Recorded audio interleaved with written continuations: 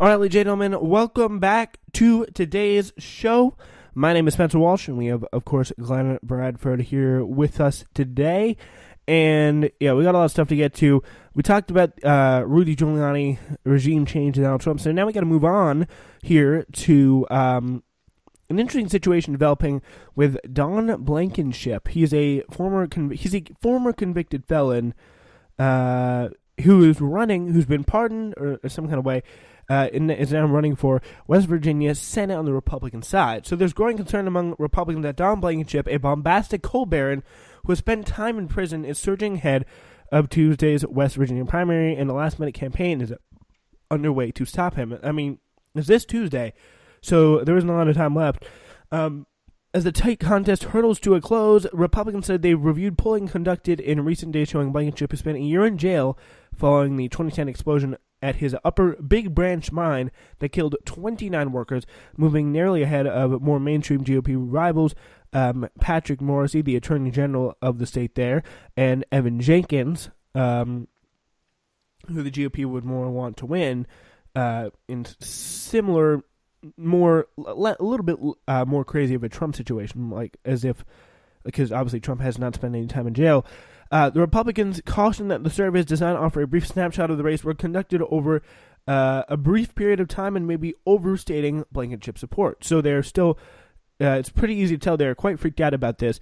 But still, Blankenship's rivals and other Republicans are alarmed. Many are convinced that a Blankenship win would destroy the party's prospects of defeating the Democratic Senator Joe Manchin in November. And he's also being primary too. So there's a lot of crazy things going on right now in the party. And I mean, you have to, in my opinion, you got to be strong on this because it's really kind of ridiculous that if the Republicans nominate this guy, like, what is wrong? Like, I mean, this guy killed people the reason this guy was arrested was because of an explosion at his mine that killed 29 people, and was because he broke basic safety regulations. I mean, and he's trying probably right now to portray himself as a populist middle-class guy. I mean, how is this happening? This is my question. Yeah, it's a great question, Spencer. I don't understand how someone like this could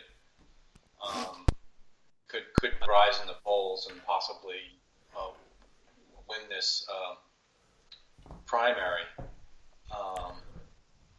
It reminds me of the Judge Moore candidacy and election. There's something really peculiar going on with Republican politics, that all these bad people are getting serious attention in the Republican Party, and it's very troubling. I mean, the first one was actually Donald Trump, but ever since then we've seen this pattern of, rather pretty sketchy people running for office and possibly attaining important positions in the government. And I really can't answer your question. I don't understand why voters would want people like this representing them. Especially in a state like Virginia, someone who has had such a horrible record of protecting West Virginia mine workers. West Virginia mine workers are supporting for his run for Senate. It just does not make any sense. And you got to be the misinformation going on. It's just really quite crazy. And yeah. So I mean, some Republicans involved in the race said they were hoping the White House would intervene ahead of Tuesday's primary, though it means unclear whether they will do so. Maybe like a Monday night Trump visit for Jenkins or Morrissey or something like that. Maybe we just go out for John Blankenship. Just screw it. But yeah, so there is that whole dynamic there to contend with. A very interesting situation, and I do want to take a moment here to play for you some of John Blankenship's campaign ads, because they are really quite crazy. So we are going to we're gonna play some of that for you. So in just a moment. So yeah, but it's pretty much him just standing there with these 2 kids. I don't know if you've seen this, Glenn, but it's a little very, very strange. I think I did see some clips of his ads, but I don't remember the details anymore. But isn't he the one who used the phrase China people, and he was he's China like, person yeah. describing Mitch McConnell's wife, and he doesn't seem to be a really politically correct person, but maybe that's part of the populist attraction.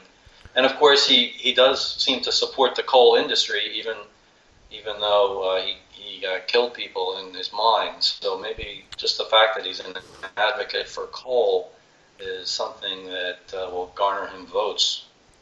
All right, so we're now going to play these ads for you right here. He also called Cocaine Mitch. So the way he talks, it's just so weird. Take a listen.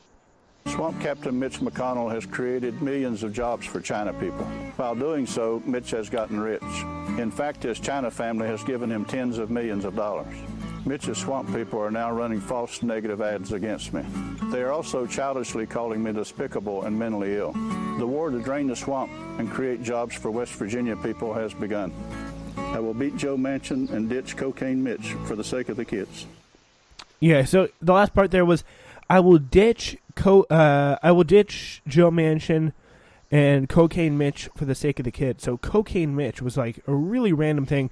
Apparently he had some kind of use of, I don't know, some like wild allegation that he used cocaine at some point or another. But yeah, it just shows you that is the place where we are with the Republican Party right now, that this is the standard of decency that they have. And you know what? Don Blankenship is probably going to win, and it'll be a real reflection of where the Republicans are right now, that this is what they view as an acceptable candidate. Yeah, and then we just have to pray that Joe Manchin can hold on. Yeah, I mean, and Joe Manchin's probably going to be like, I want to work with you guys, or something like that.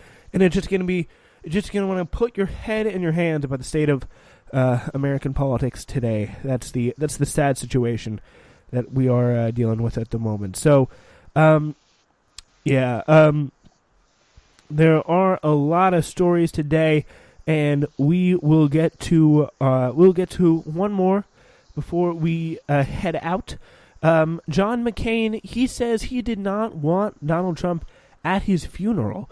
Friends have told the White House he's battling brain cancer, as I'm sure you know, and they've had a turbulent relationship over the years, and the senator wants Vice President Mike Pence to attend instead.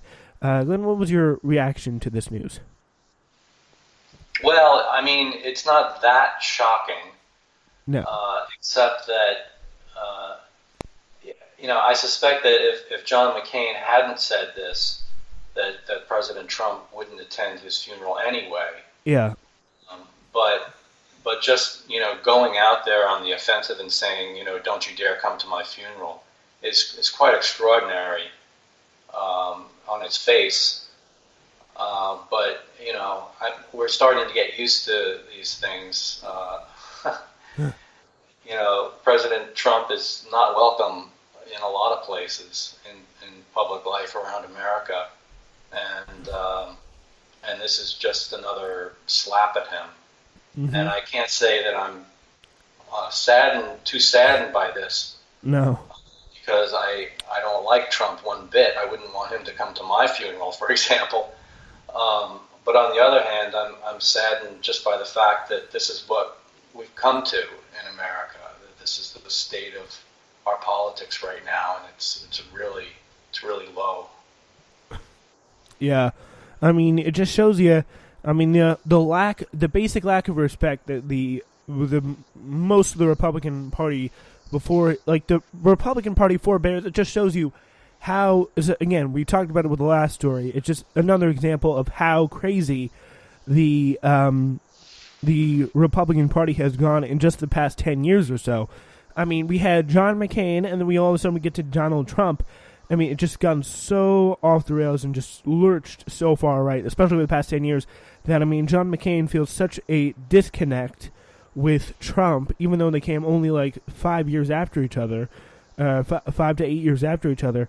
I mean, John McCain ran for president like 2008, and Trump ran in 2016. So, I mean, 8 years after each other. But it just shows you that they have such a disconnect that McCain wouldn't even want to invite Trump to his funeral, which just shows you, like, people, just how off the deep end the Republican Party has gone to just normal mainstream society.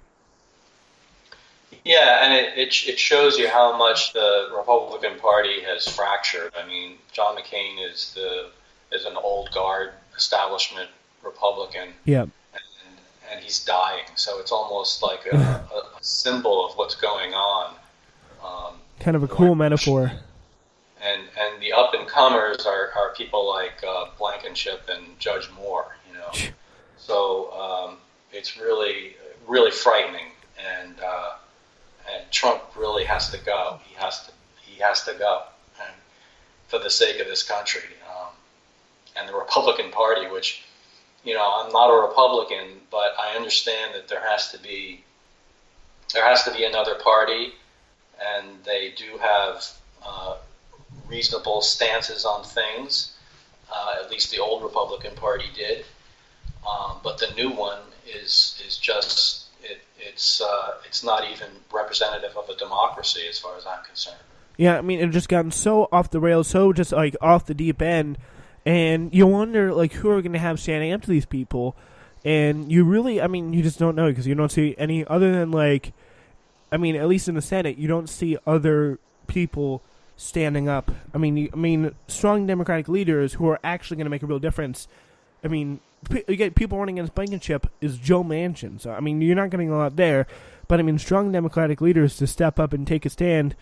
I mean, other than maybe Bernie or Elizabeth Warren, you're just not seeing too many, which adds to the frightening aspect of things. Yeah, I mean, I don't know how reasonable it would be for a Democrat to weigh in on a Republican primary race. But I think you're talking more broadly about statements denouncing the president. I think the Democrats are being very ultra cautious in this respect, because they saw what happened when Republicans did that to Bill Clinton and impeached him probably when he shouldn't have been impeached. And as a result, Bill Clinton gained political power after his impeachment, after he survived his impeachment.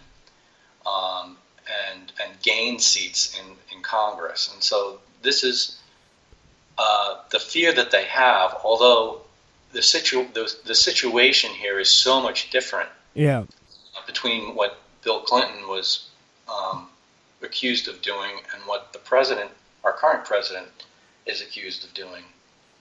So I just think they're being really overly cautious, and I think they could be a bit more bold about their public statements and to try to.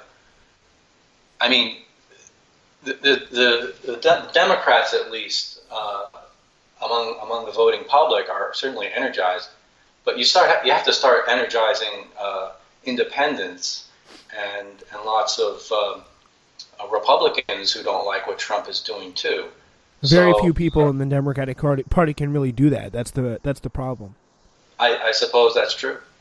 Yeah. So yeah, there is that aspect of it, and yeah, it's going to be something that we will be watching over time. Glenn Bradford, thank you so much for joining us today. That's all the time we have. This has been Newsflash. We will be back Monday morning.